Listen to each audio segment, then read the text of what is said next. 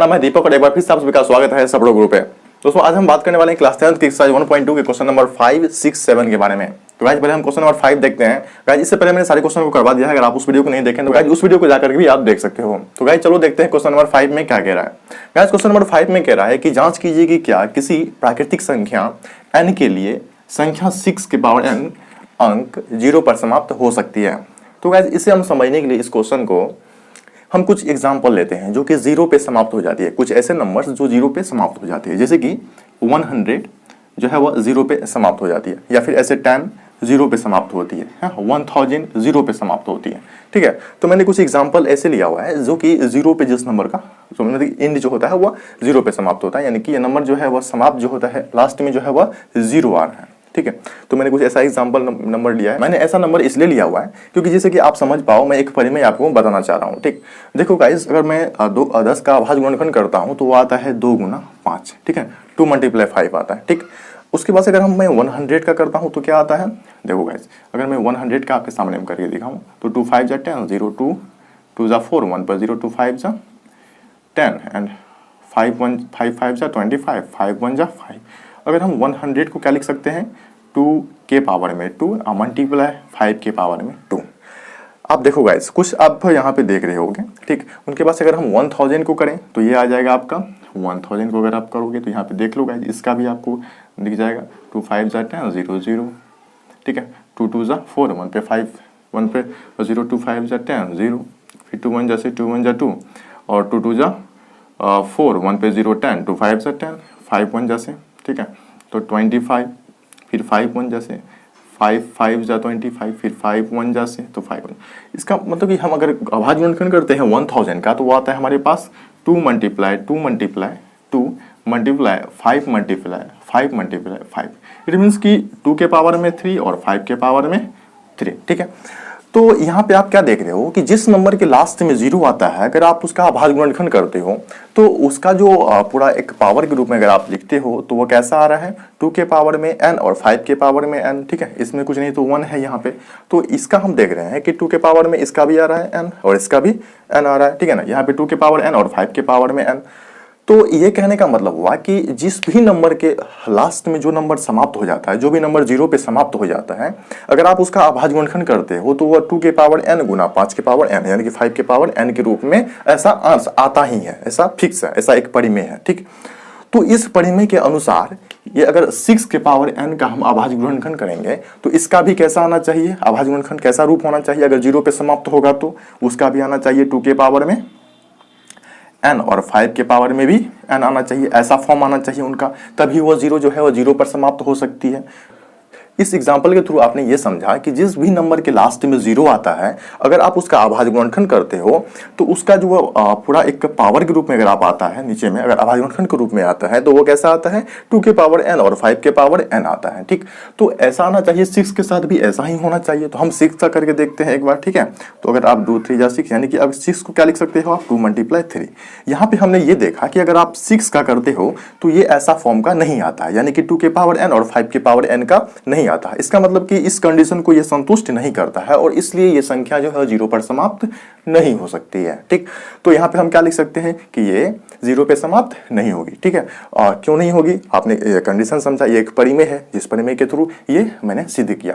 ठीक है, सो I hope कि ये क्वेश्चन जो है आपको समझ में आ गया होगा, ज़्यादा डिफिकल्ट भी नहीं है। बस यहाँ पे बोलता है जांच कीजिए कि क्या किसी प्राकृतिक संख्या n के लिए संख्या 6 के पावर n के अंक 0 पर समाप्त हो सकती है। तो 0 पर समाप्त 6 के पावर n का अंक जो है कभी 0 पर समाप्त नहीं हो सकती है, बिकॉज इसका जो हम फॉर्म आ रहा है तो 6 का कैसा आ रहा है, 2 मल्टीप्लाई 3।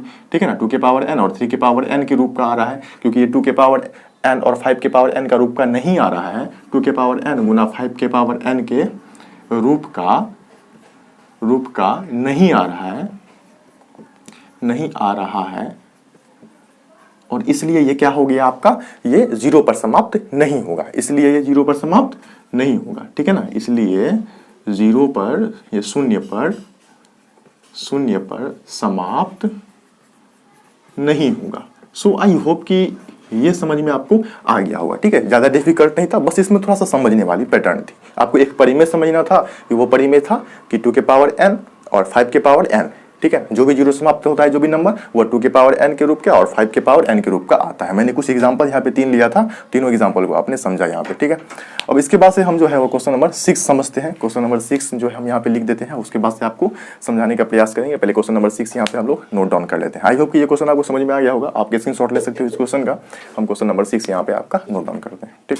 तो गाइस चलो क्वेश्चन नंबर 6 को देखते हैं। गाइस क्वेश्चन नंबर 6 मैंने यहाँ पे लिख दिया हुआ है। गाइस क्वेश्चन नंबर 6 में बोल रहा है कि व्याख्या कीजिए कि 7 गुना 11 गुना 13 गुना जोड़ 13 और 7 गुना 6 गुना 5 गुना 4 गुना 3 गुना 2 गुना 1 जोड़ 5 भाज्य संख्याएं हैं। पहले समझ लेते हैं कि भाज्य संख्या क्या होता है, राइट। भाज्य संख्या क्या होता है पहले ये आप समझ लो, उसके बाद से कोई टेंशन नहीं रहेगा। देखो भाई, भाज्य संख्या हम ऐसी संख्याओं को कहते हैं जो एक से तो कटता ही है, ठीक है ना, जो एक से तो भाग लगेगा ही, ठीक है, और इनके अलावे अपने आप से तो कटता ही है, और इनके अलावे ये किसी अन्य संख्या से भी विभाजित हो जाता है। ये देखिए 4 से तो कटेगा, 1 से तो कटेगा ही, ठीक है ना, 4 से कटेगा ही, बट ये 2 से भी कट जाता है। तो इस टाइप के संख्या को आप क्या कहते हो, भाज्य संख्या कहते हो। तो ये आपका क्वेश्चन जो है यहाँ पे ये कॉन्सेप्ट आपका क्लियर हो गया कि भाज्य संख्या क्या होता है, ठीक है। भाज्य संख्या क्या होता है, जो एक से कटता है, अपने आप से कटता है और इनके अलावे और भी किसी संख्याओं से विभाजित हो जाता है। ऐसे संख्याओं को हम क्या कहते हैं, भाज्य संख्या कहलाता है, ठीक है। अब हम क्या करना है, हमको कि ये चेक करना है क्या ये भाज्य संख्या है या फिर नहीं है। इसके लिए हम क्या करते हैं, चलो देखते हैं गाइस। पहले क्वेश्चन को यहाँ पे देखो, 7 गुना 11 7 मल्टीप्लाई 11 मल्टीप्लाई 13 प्लस 13 है, ऐसा दिया हुआ है, ठीक है ना, ऐसा दिया हुआ नंबर हमारे पास।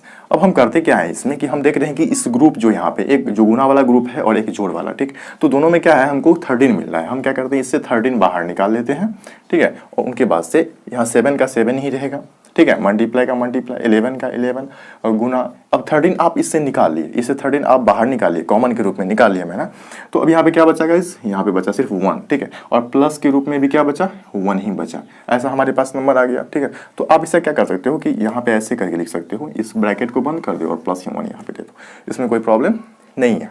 अब क्या करते हैं, हम 13 का 13 यहाँ पे लिख दिया और यहाँ 11 7 जा 77 और प्लस मल्टीप्लाई 1। तो देखो गाइस 11 7 जा 77, 77 को आप 1 से मल्टीप्लाई करोगे तो 77 ही आएगा, और प्लस में 1 है तो प्लस भी 1 मैंने यहाँ पे ऐड कर दिया। अब क्या आ गया मेरे पास, 13 मल्टीप्लाई 78 आ गया, ठीक है। 1 7 2 9 1 10, यहाँ पे गाइस मैंने मल्टीप्लाई किया तो हमारे पास क्या आ गया, 1004 आया, ठीक है। तो गाइस देखो गाइस मैंने मल्टीप्लाई कर लिया इसको, तो ये आया हमारे पास ये नंबर। तो यहाँ पे मैंने क्या देखा कि जब इन दोनों को मल्टीप्लाई किया तो गुणनफल आया है। इसका मतलब क्या हुआ कि 13 से ये डिवाइड होगा ही होगा और 78 से ये डिवाइड होगा ही होगा, ठीक है। और ये और भी अन्य संख्याओं से डिवाइड होगा, एक से कटेगा ही कटेगा, ठीक, और उनके बाद से ये अपने आप से 1 से तो कटेगा ही कटेगा और 1004 से कटेगा ही, ठीक है, 13 से भी कटेगा और 78 से भी कटेगा और भी अन्य संख्याओं से विभाजित होगा, ठीक है।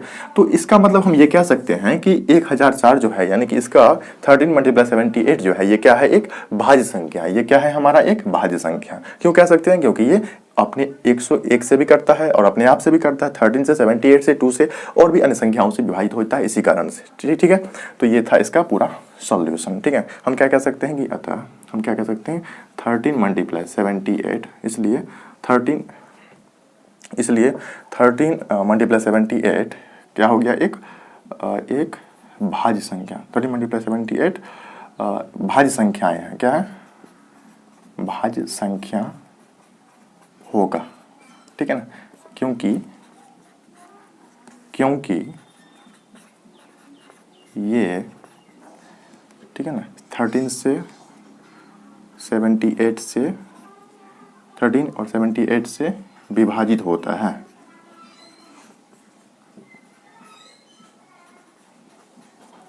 सो आई होप कि ये चीज़ आपको समझ में आ गया होगा। मैंने छोटा सा यहाँ पे चीज़ लिख दिया है जो कि आप लिख भी सकते हो अपने आप तो वाइज अपने टाइप से भी लिख सकते हो, कोई दिक्कत नहीं। मेरे मन में जो आया मैंने यहाँ पे लिखा, मैं अपने दिमाग से बना के लिखा हुआ।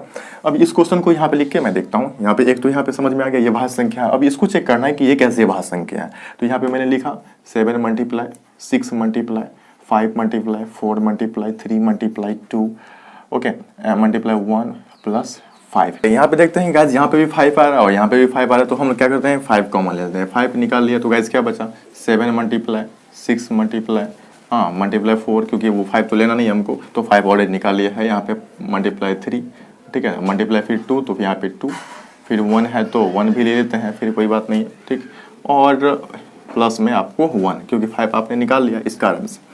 और फिर यहाँ पे 5 का 5 हो जाएगा आपका 6 का 42 गुना 4 तिया 12 12 दूनी 24, हाँ मल्टीप्लाई 1 नहीं करना है आपको, +1 दे दो यहाँ पे, ठीक है। अब 42 और 24 को मल्टीप्लाई करेंगे तो आपका कितना आ जाएगा 1008 आएगा, ठीक है ना, 1008। तो ये भी सही है। तो हमने मल्टीप्लाई भी करके यहाँ पे चेक कर लिया और उनके बाद से प्लस में आप 1 डाल देते हो यहाँ पे, ठीक है। तो इतना चीज़ करने के बाद आप क्या देखते हो कि अगर आप इसे लिखना चाहो तो ऐसे भी लिख सकते हो कि 5 मल्टीप्लाई 1008, यहाँ पे क्वेश्चन हटा दो, यहाँ पे डालो 1008 +1 तो कितना हो गया गाइस 1009। तो यहाँ पे हमने ये देखा कि ये क्या आ रहा है 5 मल्टीप्लाई 1009 आ रहा है। आप इसको मल्टीप्लाई कर लोगे तो कितना आ जाएगा गाइस 50 आ जाएगा आपको 5045 आ जाएगा, ठीक है ना, यानी कि 5045 आपका ये नंबर आ जाएगा। तो 45 आया है तो ये 5 से भी डिवाइड होगा और 1009 से भी डिवाइड होगा, और इस कारण से ये क्या हो गया भाज्य संख्या हो गया। क्योंकि बस इसी चीज़ को आपको यहाँ पे लिख देना है, क्योंकि ये जो है 5 से भी डिवाइड हो रहा है और 1009 से भी डिवाइड हो रहा है, और इस कारण से ये क्या हो गया भाज्य संख्या, क्योंकि ये अपने आप से कटेगा ही 5045 से कटेगा ही, 1 से भी कटेगा और किसे करता है 5 से भी कटेगा, 1009 से भी कटेगा, और इस कारण से ये भाज्य संख्या होगी। गाइस देखो इसमें हमने क्या किया कि इस क्वेश्चन को यहाँ पे लिख लिया, बिल्कुल जैसे लिखा हुआ है ऐसे ही लिख लिया यहाँ पे, ठीक है। इसमें बस आपको करना क्या है कि यहाँ पे 5 है और यहाँ पे भी 5 है, तो आपको 5 कॉमन निकाल लेना है। तो मैंने क्या किया, दोनों में से 5 बाहर निकाल लिया। अब बच क्या गया मेरे पास 7 का 7, 6 का 6 आ गया, 5 तो निकल ही गया, तो बचा 1। तो 1 से की संख्या को मल्टीप्लाई करने पे वही संख्या आता है, इसलिए मैंने 1 नहीं लिखा। 4 का 4 आ गया, 3 का 3 आ गया, 2 का 2 आ गया, और फिर से मैंने 1 लिख दिया, तो कोई बात नहीं, प्लस 5 तो निकाल ही लिया तो 1 बचा यहाँ पे, ठीक है ना, कॉमन निकाल लिया तो क्या बचा अब यहाँ पे, अब यहाँ 5 निकल गया तो 1 बचा। अब देखो गाइस, तो 5 का 5 आ गया, 7 का 7 6 42 आता है, प्लस का ये मल्टीप्लाई का साइन है तो मल्टीप्लाई का साइन, 4 3 12 2 24 आता है, तो 24 आ गया यहाँ पे, और 1 का +1 डाल दिया यहाँ पे।